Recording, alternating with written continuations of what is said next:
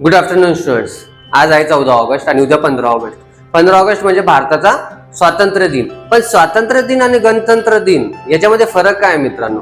ज्यावेळेस 15 ऑगस्टला आपण फ्लॅग होस्टिंग करतो आणि 26 जानेवारीला फ्लॅग अनफर्लिंग करतो, त्यामध्ये फरक काय? दोघांमध्ये पण झेंडाच फडकवतात, मग फरक काय? तर फरक काय मित्रांनो, 15 ऑगस्टला झेंडा फडकवायचं काम करत असतात आपले पंतप्रधान आणि 26 जानेवारीला झेंडा फडकवायचं काम करत असतात आपले राष्ट्रपती. सो राष्ट्रपती पण इकडे करतात आणि इकडे पंतप्रधान करतात. असं का? ज्यावेळेस आपल्याला भारताला स्वातंत्र्य मिळालं होतं ना मित्रांनो, त्यावेळेस राष्ट्रपती हे पद अस्तित्वात नव्हतं. 15 ऑगस्ट 1947 ला राष्ट्रपती पद हे अस्तित्वात नव्हतं. राष्ट्रपती पद हे कसलं पद आहे? संविधानिक पद आहे. संविधान तयार झाल्यानंतर ते पद निर्माण केले गेले.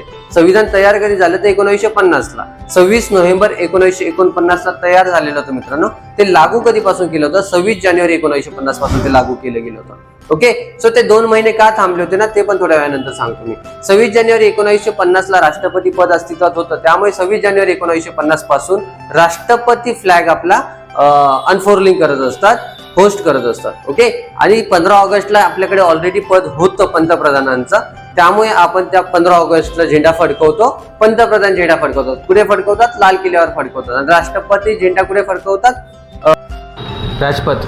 दुसरा फरक काय आहे मित्रांनो, झेंडा फडकवताना काय करतात? ज्यावेळेस 15 ऑगस्टला झेंडा फडकवला जातो, त्यावेळेस तो जो रॉड असतो त्या रॉडला झेंडा हा खालून वरती नेला जातो.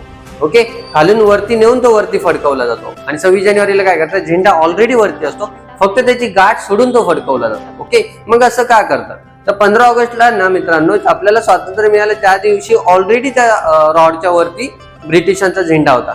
तो ब्रिटिशांचा झेंडा 15 ऑगस्टला खाली उतरवला गेला आणि आपला झेंडा खालून वरती चढवला गेलेला होता.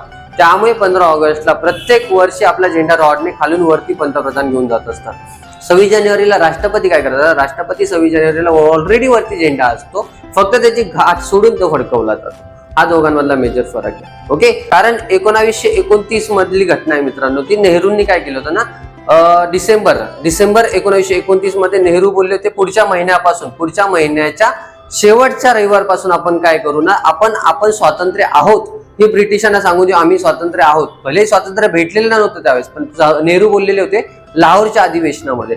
काँग्रेसचं त्यावेळेस लाहोरचं अधिवेशन होते, त्यावेळेस नेहरू बोललेले होते की पुढच्या वर्षाच्या नवीन सुरुवात आहे 1929 ला डिसेंबर महिन्यामध्ये अधिवेशन घेतलं होतं नेहरूंनी. त्यावेळेस नेहरू बोलले होते 1930 पासून ज्यावेळेस भारताला स्वातंत्र्य भेटलेलं नसेल तरी पण आम्ही स्वातंत्र्य आहोत अशीच घोषणा करू आणि तसेच वागू. सो पुढच्या महिन्याच्या 26 जानेवारी, आता मी तुम्हाला कॅलेंडर दाखवतो मित्रांनो, बघा 1929चं कॅलेंडर आहे. ओके, सॉरी 1930चं कॅलेंडर आहे. सो 1930च्या कॅलेंडर मध्ये सगळ्यात शेवटचा जो रविवार येतोय मित्रांनो, तो 26 जानेवारीला येतोय. सो 26 जानेवारीला शेवटचा रविवार येतोय ना, त्यामुळे मग त्यांनी ठरवलेलं होतं पुढच्या वर्षाची जी नवीन सुरुवात असेल त्यावेळेस शेवटच्या रविवारपासून आम्ही स्वातंत्र्य आहोत ही आम्ही घोषणा करतो आणि आम्ही तसंच वागू. सो त्या दिवशीच आम्ही झेंडा फडकवतो. त्या दिवसापासून 1930 पासून तर 1949 पर्यंत प्रत्येक वर्षी 26 जानेवारीला झेंडा फडकवला जात होता मित्रांनो.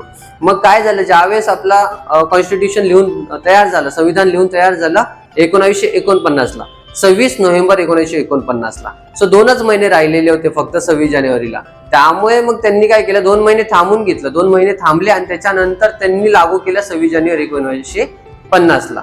ओके, संविधान दिवस म्हणून आपण 26 नोव्हेंबर सेलिब्रेट करतो का? कारण आपलं तयार झालेलं होतं संविधान लिहून. ओके, 26 नोव्हेंबर 1949 ला, आणि 1950 ला ते लागू केलं होतं. 26 जानेवारी 1950 ला ते लागू केलं होतं. ओके, हा.